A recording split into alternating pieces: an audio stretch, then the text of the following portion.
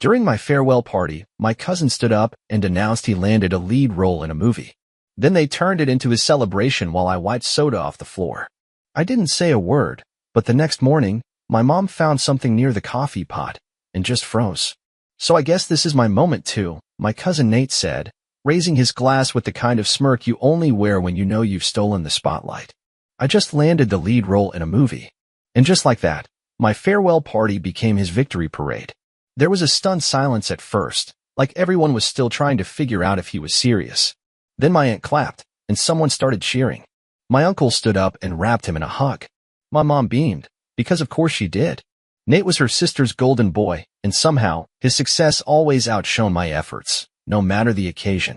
I stood there holding a half-empty can of Sprite, watching as the room spun away from me. Balloons with "Good luck, Evan," written in glitter letters still floated near the ceiling, forgotten. The cake, my cake, sat untouched on the table, the icing starting to crack. No one noticed when I disappeared into the kitchen, except maybe the dog, who padded behind me looking equally bored. Someone spilled soda in the living room. Of course, they asked me to clean it. Not Nate. Not his loud, champagne-drunk entourage. Me. And I did. Without a word. I wiped the sticky mess from the hardwood floor while they toasted his big break. My hand shook, not from anger exactly, but from something colder. Emptiness.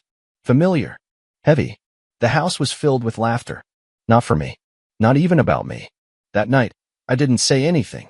I smiled politely when Nate winked at me and said, "You're next, man. Don't be mad I stole the show." I wasn't mad.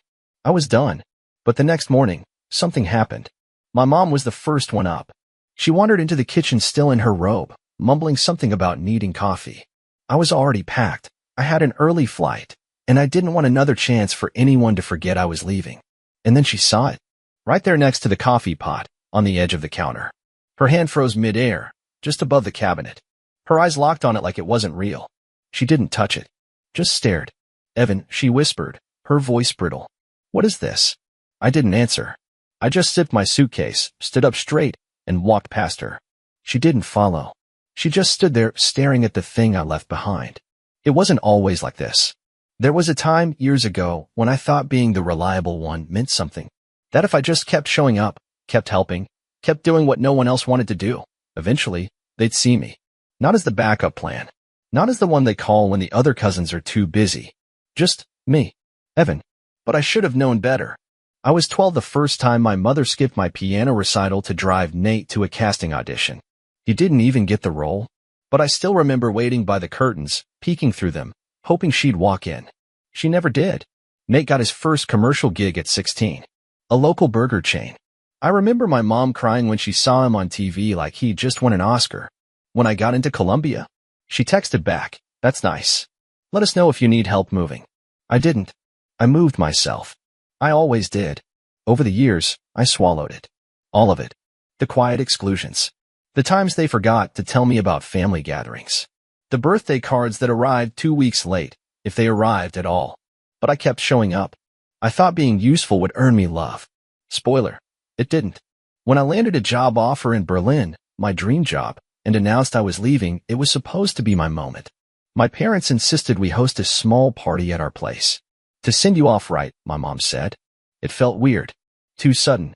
Too performative. But I agreed. I even helped set it up, cleaned the house, picked out the food, printed banners, bought the decorations myself. They all said, "You're being too extra." But no one else offered to help. No one cared what music I liked, or what cake I wanted. And then, Nate walked in, flashed his $1,000,000 smile, and hijacked the whole night. But that wasn't even the worst part. That came later, around midnight, after everyone had left. I overheard my mom in the kitchen, washing dishes and talking on the phone. "Honestly, it's probably for the best that he's leaving," she said. "Evan's just not the star of this family. Never was. Always so serious, you know? The Berlin job will keep him busy, maybe teach him to stop overcompensating." I didn't confront her. I didn't make a scene. Instead, I went to bed. And in the morning, I woke up early, packed quietly, took my last walk through the house. Then I opened the drawer where we kept old receipts and pulled out the envelope. I'd found it a week ago by accident. One of those moments where the universe gives you exactly what you need. It was a copy of my bank statement. Only, it wasn't mine anymore. Someone had been using my account to funnel money into Nate's acting career. Private coaching, headshots, even flights to LA. And the signature authorizing it? My mother's. There was also an email. Printed, folded, tucked in the back of the envelope. It was from her to Nate's agent, saying, "I'm wiring the funds from Evan's account. He won't notice, he never asks questions." So yeah, I left that envelope on the counter next to the coffee pot. No note, no threat, just the truth. I watched her face go pale as she read it. Watched her lips move as she whispered my name.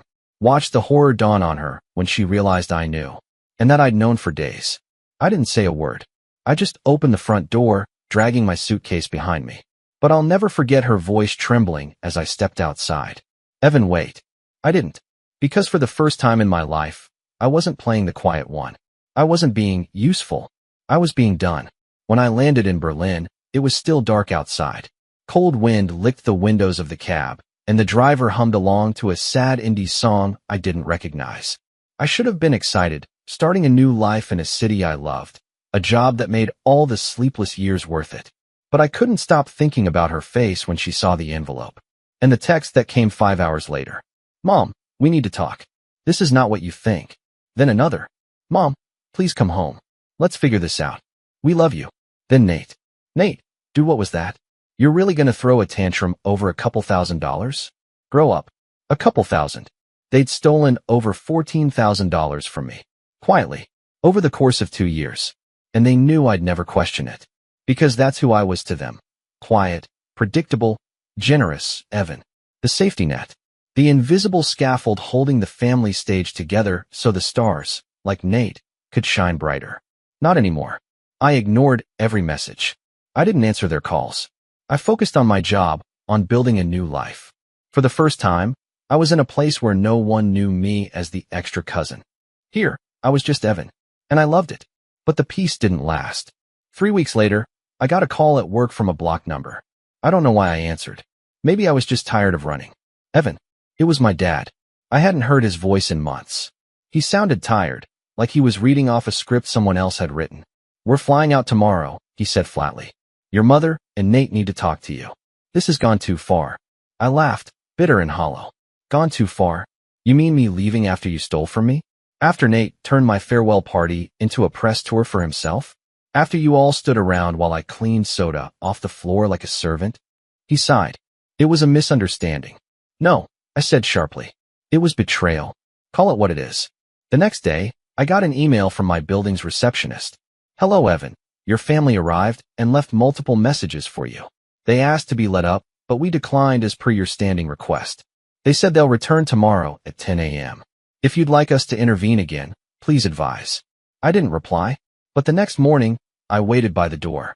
At exactly 10:07, there was a knock. I opened it. My mom, wearing a gray pea coat and that same practiced look of half concern, half control. My dad stood behind her, hands in his pockets. And Nate, sunglasses, scarf, smirk. He looked like a walking magazine cover. "Hi, honey," my mom said carefully. "Can we come in?" I stepped aside. Not for them. For me. I wanted to hear it. I wanted to look them in the eye and see if they were capable of admitting the truth. They sat stiffly on the couch while I leaned against the kitchen counter, arms folded. No coffee. No fake small talk. Just war. Mom started. "Evan, we made a mistake. I made a mistake. I was under a lot of pressure. Nate's career was struggling, and you've always been so stable." Nate cut in. "You didn't even notice the money missing, man. Don't act like we robbed a bank." I stared at him. "You took from me. You just wore my last name while doing it." Dad finally spoke. "We're here to apologize." I raised an eyebrow. "Oh, yes," Mom said. "But we also need to move forward. We need this family whole again." There it was. Need. Not want. Not we're sorry. Not we were wrong. Just we need you back. Because they needed the guy who always paid for dinner. Who lent money without asking for receipts. Who never fought back. "I'm not coming back," I said simply. Silence. My mom's face twitched. "Evan, don't be dramatic." Dramatic? I laughed. "You forged my signature. You took money behind my back. You hijacked the most important night of my life. And when I didn't clap for Nate loud enough, you called me bitter." Nate rolled his eyes. "I didn't know about the money, all right? That was Mom. I just thought it was." "What?" I snapped. "Fair? Because I don't pose for selfies or cry on cue." You've always had a problem being supportive, Nate hissed. You act like a saint, but you've been jealous of me since we were kids. I stepped forward, slow and deliberate. Jealous? You mean when Mom framed your headshots and put them over my graduation diploma? Or when she gave you the master bedroom because your creativity needs space? You mean then? My mom stood. That's enough. No, I said. It's not. She froze. I'd never raised my voice to her. Not once. But this wasn't a son speaking to his mother. This was a man speaking to the people who built their comfort out of his silence. You want the truth? I said. Here it is. I sent money when Dad was laid off. I paid for your surgery co-pays when insurance wouldn't cover them. I bought your car, Nate. And never once, did anyone say thank you. But the moment I stopped being convenient, I was disposable. That's not true, Dad muttered. I turned to him. You knew. You looked the other way. Because it was easier to let Mom run the show and easier to believe Nate would make it big someday and save us all. I will make it, Nate snapped. I hope you do, I said. Because from now on, you're paying your own bills. Mom crossed her arms. We came here to make peace. No, I said. You came here to reset the cycle. So I'd forgive and forget and go back to being your human wallet. Dad stood, his voice low. Evan, listen. I have been listening, I snapped. My whole life. And now it's your turn. I walked over to my desk and pulled out a file. Inside, a notarized statement revoking my parents' access to my shared accounts. A fraud report. A list of transactions I'd already submitted to the bank. I handed them the envelope. Nate stared at it like it was a live grenade. You wouldn't. I already did. You're blowing up the family over money? Mom asked, eyes wide. No. I said, calm now. I'm tearing down the illusion that I ever had a real family to begin with. The three of them just stood there, silent, stunned. I opened the door. I have a meeting, I said. Feel free to see yourselves out. My mom's voice cracked. If you walk away from this. I cut her off. I'm not walking away. I'm breaking free. And then I shut the door. They left without another word. No slamming doors, no dramatic exits. Just a quiet shuffle down the hallway. But that silence, it roared. It wrapped around the apartment like smoke from a fire I'd just set. A part of me thought I might feel relief. Closure. But I didn't. Not yet. Because I knew what came next. The performance. The rewritten story. The guilt trip. The manipulation. They wouldn't let me go quietly. Not when I'd finally become the villain in their version of events. It started that night. Mom, I can't believe you would do this to your own family. Dad, we flew across the world for you. Nate, you're overreacting. And then came the Facebook post. From my mother's page. We try to do everything for our children. Sometimes they forget who's been there the most. We raised a son, not a stranger. But God sees all. God sees all. Yeah, he does. And I bet he kept the receipts too. I didn't reply. I didn't post. I didn't defend myself. I just watched. Comments flooded in. Distant relatives, church friends, even my middle school music teacher chimed in with prayers and sympathy. He'll come around, they said. Kids get cold sometimes. So sorry you're going through this, Mary. Not one of them asked what happened. Not one of them thought maybe, just maybe, the quiet kid finally snapped because he was pushed too far. But that was fine. Because while they were busy crying over a carefully curated Facebook pity party, I was rebuilding. And I was starting with myself. The first night after they left, I didn't sleep. I stayed up watching the city lights outside my window. Berlin humming quietly in the background like a new chapter breathing just below the surface. My stomach twisted, but it wasn't regret. It was withdrawal from a lifetime of being the emotional mule for everyone else. The next day, I deleted the family group chat, unfollowed Nate, blocked my parents' numbers. I even pulled out the photo album my mom had made for me when I graduated college and tossed it. Page after page of forced smiles at events they barely showed up to. I didn't need reminders of who I used to pretend to be. A week later, I got a call from an unknown number. I let it ring. Then it rang again. And again. Finally, I answered. Hello. There was a pause, then a sigh.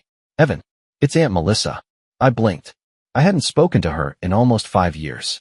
She was the black sheep on my mom's side. The one who embarrassed the family by moving to Portugal and marrying a man they didn't approve of. I heard what happened, she said softly. I waited for the judgment. The lecture. The subtle shaming. But instead, she said, good for you.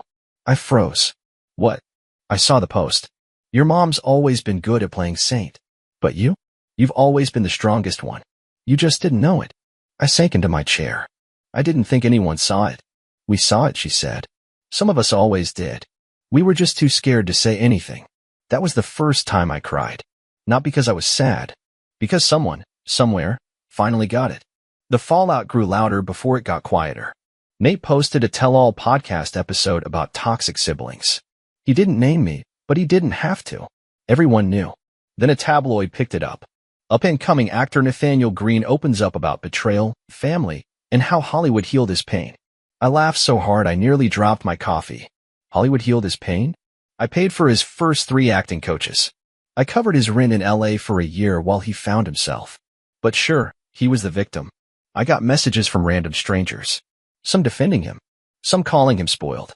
One girl wrote, "Thank you. My brother's the Nate in our family." I thought I was the only one who saw it. That one? I screenshotted and saved. A month passed. Then 2. And something strange happened. Peace. No more surprise calls. No more backhanded guilt texts. No more being dragged into other people's messes. I'd wake up, make coffee, walk to work, go out for drinks with new friends, laugh, really laugh, without checking over my shoulder to see who needed saving. I started sleeping through the night. I signed up for German classes, joined a photography club, said yes to a date for the first time in 2 years. And every time I did something just for me, I remembered the way my mom's face crumbled when I said, "I'm not walking away. I'm breaking free." Because that was the truth. This wasn't about revenge or punishment. It wasn't about taking something from them. It was about giving something back to myself. Then came the final test. An email from Nate. "Hey, just wanted to say, I get it now. Maybe not all of it, but enough. You were right. No excuses. No fake humility. Just that." He didn't ask for forgiveness, and I didn't offer it, but I replied, "Thanks for saying that. Hope you find your peace." That was it. The final page. And for the first time in my life, I didn't feel like a background character in someone else's story. I felt like the author. Sometimes I catch myself reaching for my phone. Instinct, I guess. To send a photo, a message, a joke only my family would get. Then I remember, there's no we anymore. And for the first time in my life, that thought doesn't sting. It frees me.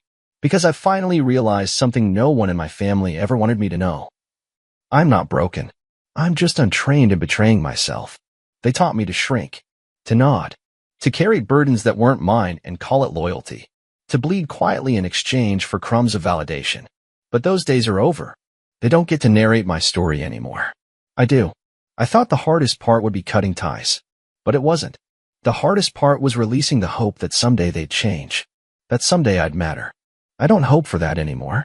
And strangely, that's where peace began. A few weeks ago, I stood at a train station in Berlin. A crisp spring morning, sun cutting through cold air. I was sipping coffee when a woman bumped into me and apologized in German. I replied fluently. She smiled. I smiled back. It hit me then. I belong here. Not just in this city. In this skin. This body. This voice that no longer shakes when I speak. Later that day, I got an email from my old landlord back home. A letter had arrived for me. From my mom. She'd written it by hand. I opened the scan. It was 3 pages of guilt, nostalgia, and just enough sugar to pass as love. The last paragraph said, "We only ever wanted what was best for you. I wish you could see that. You've changed." I read it twice. Then I deleted the file. No reply. No closure. No more performances. Because yes, I've changed. I no longer believe that being related to someone gives them the right to hollow you out. You know what's funny? They used to call me the quiet one. I wasn't quiet. I was watching, learning, surviving. And now? I'm louder than all of them. Not in noise, but in action. In the way I live. I'm building something here. Real friendships. A job I love. A home where I don't flinch when the phone rings. A version of myself that feels undeniably true. Last weekend, I hosted a dinner for new friends. We drank wine on the balcony, talked about music, books, stupid dating stories. Someone asked about my family. I smiled and said, "I had one once, but I upgraded." They laughed. I did too, because that's what healing sounds like. It doesn't always come with soft piano music and peaceful meditations. Sometimes it arrives as fire, closing chapters that were never safe to cross. This is my truth. I'm not selfish. I'm not dramatic. I'm not too sensitive. I'm not the villain in anyone's broken story. I'm the one who said no, and meant it. And if that makes me the black sheep, then I hope my will burns bright enough to light the way for the next quiet one. Moral of the story. You don't owe anyone your peace just because they share your blood. Being the strong one doesn't mean being the silent one. And sometimes, walking away isn't weakness. It's revolution.